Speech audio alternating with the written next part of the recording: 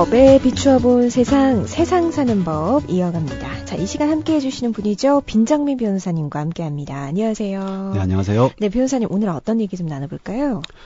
최근 사회적으로 이 흉악 범죄들에 대한 소식이 연일 보도되고 있죠. 네. 그러다 보니 우리 사회에서 더 이상 이런 흉악 범죄가 일어나지 않도록 이 처벌을 강화해야 된다. 이런 목소리가 커지고 있습니다. 네. 그리고 더 나아가서 이런 흉악 범죄자들에 대해서 실제로 사형을 시켜야 하냐, 시켜야 된다, 네. 이런 말까지 나오고 있는데요. 네. 그래서 지난 시간까지는 범죄자에 대한 감형에 대해서 주로 말씀을 드렸는데요. 네. 오늘은 내친 김에 우리나라의 사형제도에 대해서 한번 말씀을 드려볼까 합니다. 네, 이 흉악한 범죄가 일어날 때마다 이 사형제에 관한 끊임없는 찬반 논의가 있어 왔습니다. 자, 먼저 우리나라 형법에 대해서 살펴보죠. 사형에 대해서 지금 어떻게 돼 있나요? 네, 우선 형법 41조를 보면요. 예. 형의 종류를 정하고 있는데 가장 중한 형이 사형이라고 되어 있습니다. 그리고 또 형법 66조를 보면 이 사형은 형무소 내에서 교수, 즉 목을 매는 방식으로 집행을 해야 된다. 이렇게 규정이 되어 있고요. 예. 물론 군형법에서는 이 총살형이 규정되어 있습니다. 그리고 형사소송법을 보면요. 예. 이 사형 판결이 확정이 되면 6개월 이내에 이 법무부 장관이 사형 집행 명령을 하도록 되어 있고 이 집행 명령이 내려지면 5일 이내에 교도소나 구치소에서 사형을 집행하도록 되어 있습니다. 네. 즉 현행법상으로 사형 제도가 존치되어 있고요. 예. 또 실제 우리 법원도 간간히 사형 판결을 내리기도 합니다. 그렇군요. 근데 법률상 이렇게 사형 제도가 있긴 있습니다. 근데 사실상 집행은 안 되고 있지 않나요? 마지막으로 우리나라에서 사형 집행된 게 언제였죠? 네, 1997년 12월 30일입니다. 예. 당시에 오래된 사건인데요. 혹시 여의도 광장 차량 질주 사건, 혹시 청취자 여러분들께서 기억하시는 분들이 있으실지 모르겠는데요. 이 차량 질주 사건의 주범인 김용재를 비롯해서 23명의 죄수들에 대해서 97년 12월 30일에 사형이 집행된 것이 마지막입니다. 네. 당시 김영삼 전 대통령의 집권 말기였는데요. 네. 사실 이날 집행된 사형수들은 노태우 정권 시절의 흉악범들이었고요. 실제 김영삼 전 대통령 집권기에도 지존파라든가 예. 극히 일부를 제외하고는 사형 집행은 거의 이루어지지 않았습니다. 그래서 방금 말씀드렸던 97년 12월 30일 이후로는 네. 우리나라에서 사형이 집행된 적이 없습니다. 그래서 국제사면위원회에서는 우리나라를 실질적 사형 폐지 국가로 분류하고 있기도 합니다. 그도 그럴 것이 20년 넘게 그러면 지금까지 사형 집행이 되지 않고 있다고 하는 거니까. 근데 왜 집행하지 않고 있는 거죠? 네, 여러 가지 이유가 있는 것으로 보이는데요. 예.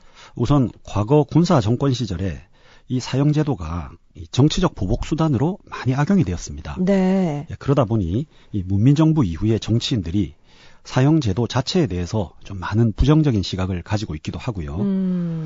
그리고 이제 사형 제도 자체에 대한 존폐론도 우리나라뿐만이 아니라 전 세계적으로 존재하는데요. 예. 세계적으로는 사형제 폐지 여론이 좀 우세한 편입니다. 네, 그렇죠. OECD 국가들 중에서 사형제를 유지하고 집행하는 나라는 이 미국과 일본뿐일 정도입니다. 예. 그러다 보니 우리나라에 대한 국제 여론이 이제 악화될 우려도 좀 있고요. 네. 실제로 한국과 EU가 FTA를 체결할 때 예. EU 측에서 한국이 사형 존치 국가인 것을 문제를 삼았습니다. 그래요. 그러자 우리나라는 EU에서 인도된 범죄자에 대해서는 사형 집행을 하지 않는다는 범죄인 인도 조약을 따로 체결하고 나서야 EU와 FTA를 체결할 수 있었습니다. 네. 그리고 또 다른 문제로는 이제 실제 사형을 집행하는 이 교정직 공무원들의 정신적인 충격도 꽤 크다고 합니다. 그리고 범죄자들을 영구 격리하는 데는 꼭 사형을 시킬 필요가 있느냐, 무기징역만 하더라도 처벌의 목적은 달성할 수 있지 않느냐, 네. 어떤 그런 여론도 굉장히 우세하고요. 아마 이런 이유들 때문에 네. 현실적으로 이제 사형 집행을 하지 않고 있는 것으로 보입니다. 그렇군요. 자, 그러면 이렇게 세계적인 추세고 또 여론도 이렇게 좀 형성되고 있는데 집행 안 한 지도 꽤 오래됐고 그럼 사형제 폐지하자 그럼 하면 되는 건데 지금까지 왜 못하고 있는 거죠? 네. 사실 이제 한마디로 말씀드리면 이제 이 국민 여론은 아직까지 그렇지가 못합니다. 이런 뭐 앞서 최근에 보도되고 있는 흉악 범죄가 발생할 때마다 네. 심심찮게 이제 사형시켜라 뭐 그렇죠. 이런 말이 많이 나오지 않습니까? 네, 네. 아직 우리 일반 시민들의 법 감정이 이 사형제 폐지에 동의할 만큼이 되지 않기 때문에 네. 정부에서는 이런 민심을 고려해서 선뜻 제주 자체를 폐지하지 못하고 있는 걸로 보이고요. 네, 네, 네. 다만 이렇게 제도는 유지를 하되 네. 앞서 소개해드린 어떤 뭐 인권 측면이라든지 뭐 국제적인 어떤 반발이라든지 이런 것들을 고려해서 제도는 유지하되 집행은 하지 않는 어떤 그런 태도를 취하고 있는 것으로 생각이 됩니다. 그렇군요. 근데 최근에는 말레이시아가 이 사형제 폐지를 선언하기도 했습니다. 좀 주요 국가들 지금 요즘 사형제에 대한 세계적인 추세는 어떤가요? 네, 방금 말씀하신 대로 최근에 말레이시아가 사형제 폐지 및 형 집행 중단을 선언했는데요. 네. 이로써 전 세계적으로 사형제를 폐지한 나라는 약 190여 개국 중에 네. 107개국이 된다고 합니다. 그리고 사형제는 있으나 집행을 하는 나라도 사실 그리 많지가 않습니다. 통계에 따르면 2013년에 사형을 집행한 나라는 22개국에 불과하다고 합니다. 다만 이 중에서는 이제 미국의 일부 주가 있고요. 네. 미국의 일부 주에서는 여전히 사형제도와 이 집행이 이루어지고 있습니다.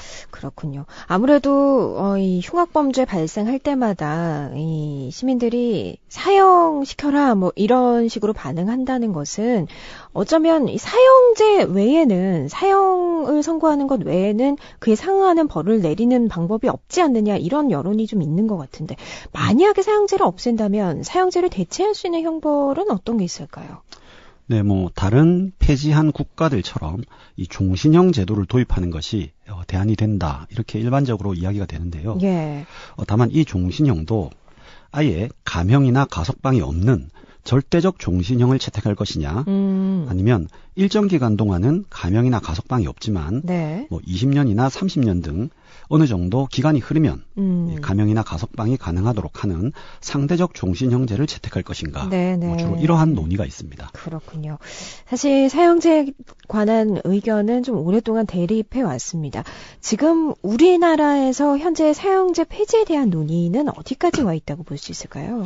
네, 뭐 앞서도 잠시 말씀드렸지만 우리 국민들의 통상적인 정서는 뭐 아직도 사형제 존치에 찬성하는 여론이 좀 높은 듯하고요. 반면 정부 입장에서는 뭐 인권 문제라든지 외교적인 부담, 국제사회 여론 등을 이유로 이를 부담스러워하는 것이 현실입니다. 네. 그 뭐가 정답인지는 사실 누구도 알 수가 없겠죠. 예. 다만 한 가지 지적하고 싶은 것은 네. 왜 국민들이 아직도 사형제 폐지에 반대를 하는지 이것이 단순히 국민들의 순간적인 감정에 기인한 것인지 아니면 뭔가 다른 이유가 있는지에 대해서 정부 입장에서는 고민을 좀 해봐야 할 것으로 생각이 됩니다. 네. 이 범죄자가 잔인하게 몇 명을 살인하고 그로 인해서 피해자의 가족들에게 씻을 수 없는 아픔을 주고 또 사회적으로도 큰 충격을 주었음에도 불구하고 수사와 재판을 거치면서 이들이 심신미약이니 뭐니 해서 너무나 쉽게 형을 줄여주고 네. 또 형 집행 과정에서도 뭐 조금만 지나면 가석방도 해주고 네. 결국 얼마 되지 않아서 이들이 다시 우리 사회로 돌아온다는 것. 아마 이런 부분에 대한 어떤 두려움에 기인한 것으로 생각이 되거든요. 그렇죠. 예, 예. 사실 돌아와서 나한테 보복을 하지 않으리라는 보장도 없고요. 네. 또 뭐 피해자가 되지 않으리라는 보장도 없지 않습니까? 그렇죠. 이런 것들에 대한 불신과 두려움으로 아예 이들을 영구히 사회에서 격리시키자 이런 의미로 사형제 존치를 주장하고 있는 것으로 생각이 됩니다. 예, 예. 따라서 이러한 부분에 대해서 우리 정부나 사법부가 국민들의 신뢰를 회복하고 네. 안심할 수 있도록 또 재판이나 어떤 책임을 그에 맞게 올바른 재판을 한다면은 지금과 같이 일반 국민들과 국가기관과의 엇박자는 발생하지 않으리라고 생각이 됩니다. 네, 네. 다방면으로 좀 고민해 볼 필요가 있겠어요. 오늘 세상 사는 법에서는요, 이 우리나라의 사형제도에 대해서 함께 좀 짚어봤습니다. 지금까지 세상 사는 법 빈정민 변호사였습니다. 고맙습니다. 네, 감사합니다.